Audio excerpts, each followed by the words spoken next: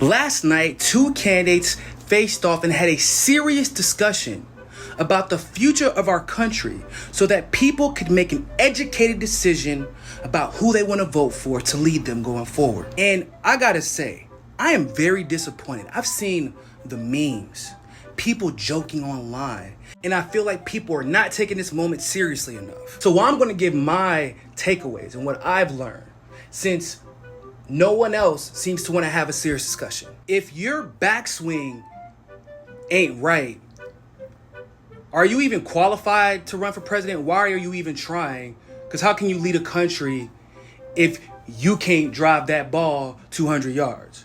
Now watch this drive.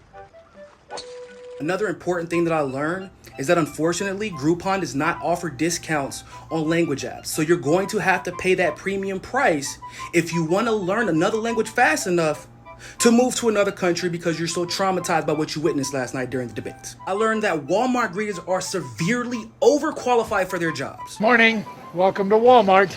At your age, if you can complete the sentence, "Welcome to Walmart," you shouldn't be settling for some minimum wage job in a Walmart supercenter. You are literally qualified to, at minimum, be the president of the United States. Because at relatively the same age, Biden can't complete a single sentence. And he's been president for the last 4 years. So completing a sentence at your age already makes you more qualified than the current president.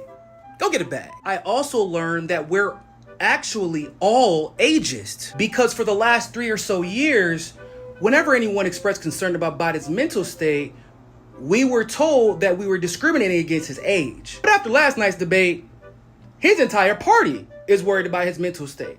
So we have a serious epidemic of age discrimination in this country that we have to take seriously and eliminate at all costs. I think we also learned that Trump is actually more humble than people give him credit for. This is a man who has always revered himself as the greatest salesman of all time. I mean, he literally wrote a book called The Art of the Deal. He was so confident in his ability. But last night, realizing that Zelensky can just step foot in Washington, D.C.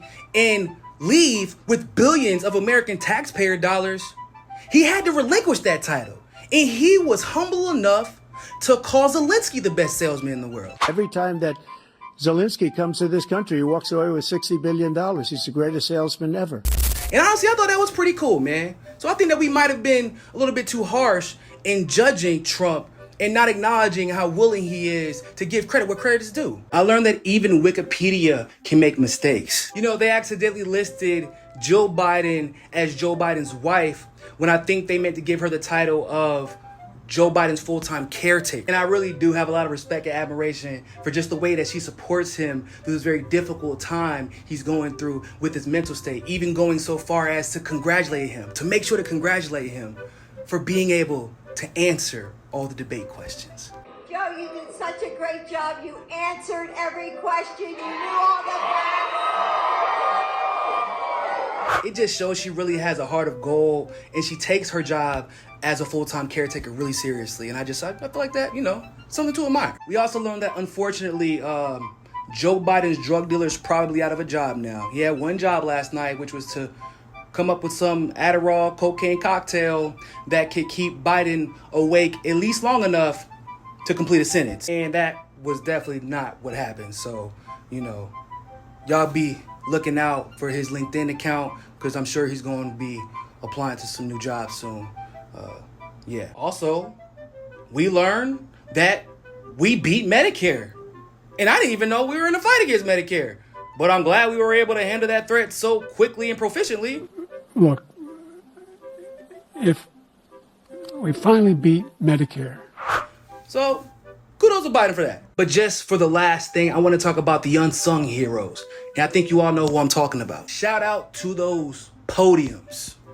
Shout out to those podiums. Y'all toughed it out as two candidates used you as their support to shit on the country for 90 straight minutes, and y'all didn't complain one single time. You two podiums are pillars of resilience and dexterity, and we honor your sacrifice.